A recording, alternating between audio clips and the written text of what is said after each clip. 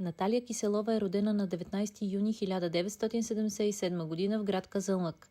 Завършва право и специализации по правораздаване и публична администрация в Софийския университет Свети Климент Охридски, където и по-късно става преподавател в юридическия факултет, катедра Конституционно-правни науки. През 2007 година завършва докторска дисертация на тема парламентарен контрол, а от 2008 година е доктор по право. Има академично звание доцент по конституционно право.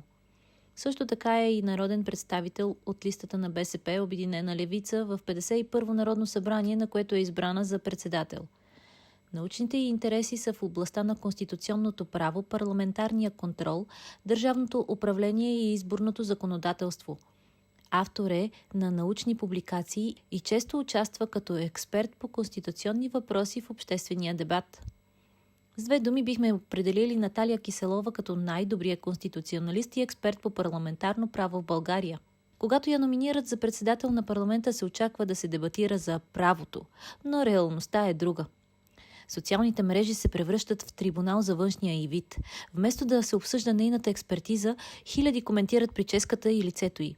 Сякаш познаването на закона зависи от червилото. Това е стъклената стена. За мъжете в политиката външният вид рядко е тема.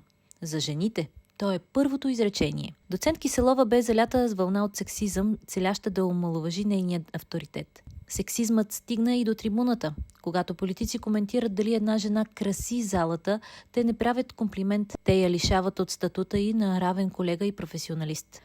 Политиката традиционно е доминирана от мъже. Когато жена заеме позиция на власт, тя често бива оценявана не само по компетентност, а и по външен вид, поведение и женственост. Фокусът върху външността измества дебата от експертизата към личното. Това е евтин, но ефективен инструмент за подкопаване на авторитет, намалява възприятието за компетентност, предизвиква емоционални реакции, пренасочва вниманието от съдържанието към образа. В комуникационната теория това се разглежда като форма на ad hominem атака. В социалните мрежи анонимността и стремежът към повече внимание насърчават по-остри персонализирани реакции, при които външния вид лесно се превръща в инструмент за атака. Така фокусът лесно се измества от идеи и аргументи към външния вид и внушения. Затова е важно да насърчаваме разговор, основан на факти и съдържания, а не на лични характеристики. Но правото е над суетата. Случаят Киселова ни напомни, че истинският лидер се познава по думите и действията, а не по маската, която обществото изисква от него. Защото интелигентността е най-силната форма на авторитет.